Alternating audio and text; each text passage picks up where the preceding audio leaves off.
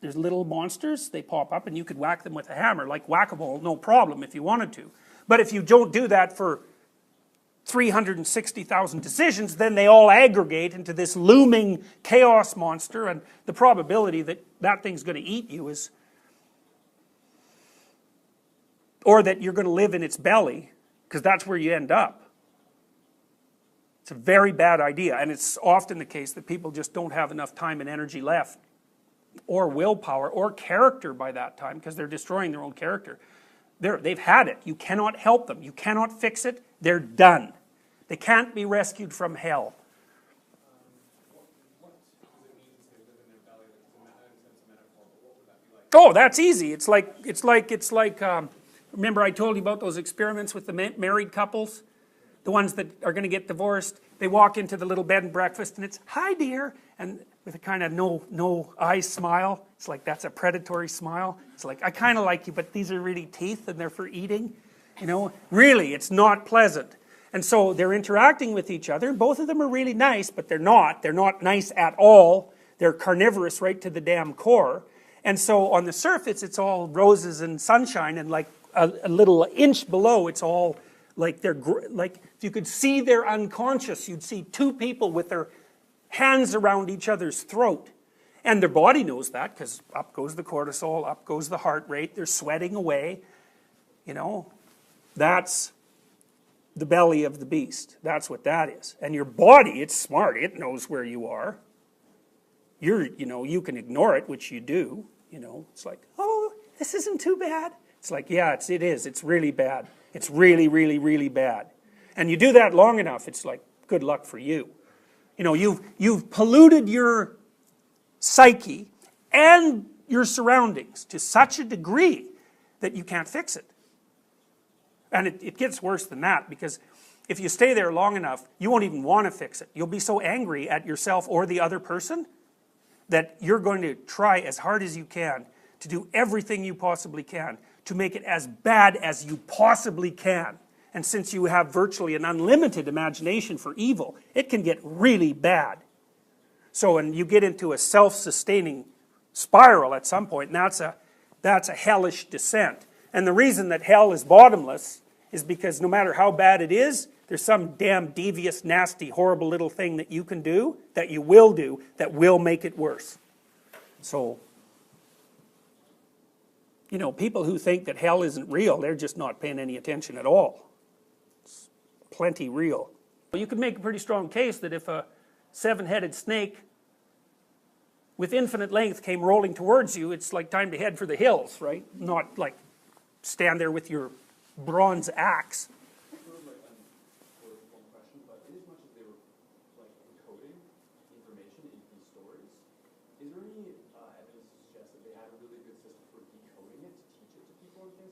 Sure, but it wasn't conscious. It was mimicry, which is how you do it too.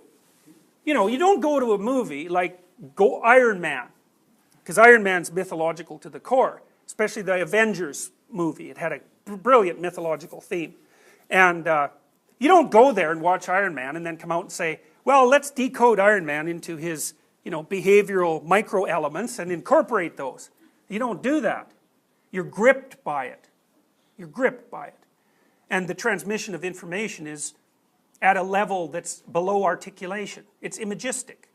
So maybe it's modifying the structure of the contents of your right hemisphere, who God only knows. It's embodied.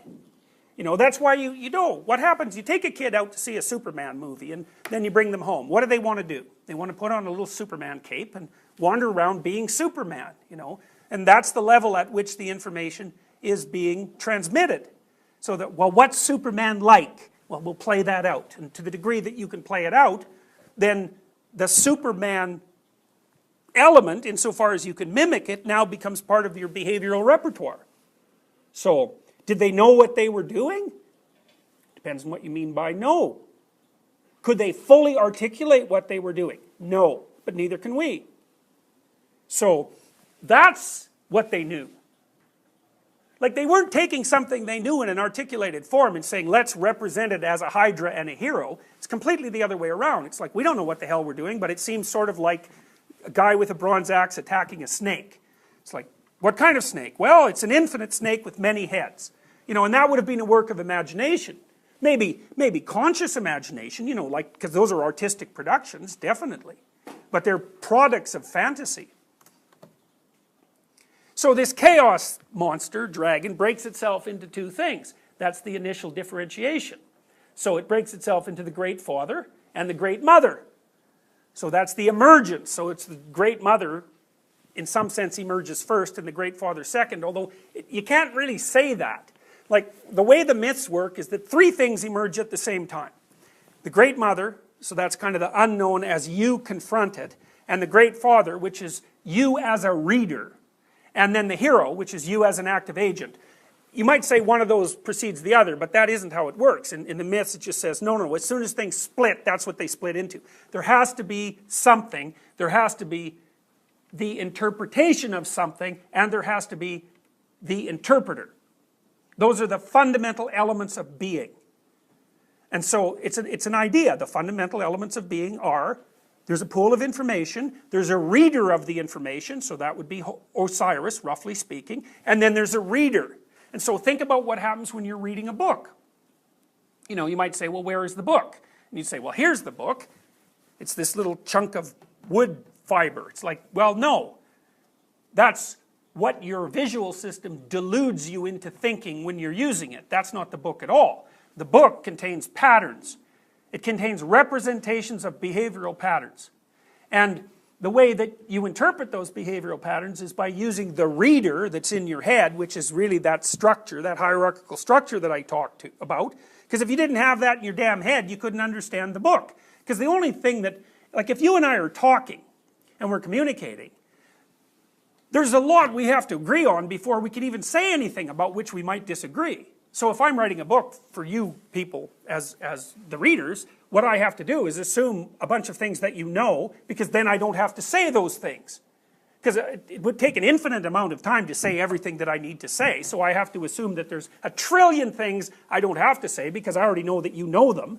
And so then I can play at the fringes with those things. So, for example, I can lay out a story about my character becoming angry, and I don't have to like tell you, you know, well, we can tell he's angry because his brow is furrowed and, you know, he's starting to sweat and there's a bad taste in his mouth, and if you're angry, that's how you feel, and because you already know all that, so I don't have to bother with that. I can just say, you know, I can just set up the situation and poof, you know what anger means, you know what sorrow means, you know what love means, etc., etc. So that's why the reader has to be there and the thing to read, sorry, the structure, the interpreter has to be there, and the thing that's doing the interpretation and the thing that's being interpreted have to all come out at the same time. Poof. And that's the hero, the Great Mother, and the Great Father. So that's how they pop out. Now, let me show you some cool things. There they are! Now, students sent me the one on the left. That's an ancient Chinese representation, and then that one's Greek. It's so cool. Look at that. You have the dragon in the background, the snake with the knot in its tail. That's ancient Greek. And it's Chinese. It's a very old Chinese representation. And out of the snake pops the divine parents. Well, why is that? Well, it's partly because that one of the primary things that emerges out of undifferentiated reality for human beings is the male and the female, the father and the mother. I mean, that's the first things you come into contact with, roughly speaking, when you emerge out of the void.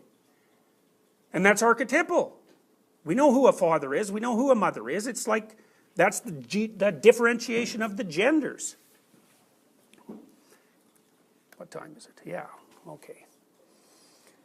Okay, well, let's leave it there. That's good.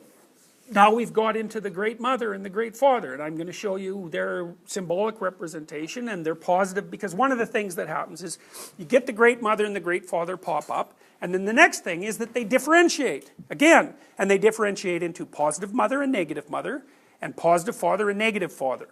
And then at the same time, the product of those two things, which is the hero, that also emerges, and it differentiates into the hero and the adversary. And so then you have enough at that point, you have enough differentiation at that point in terms of representation that you can basically encapsulate the whole world. And so that's at the base of our conceptual structures.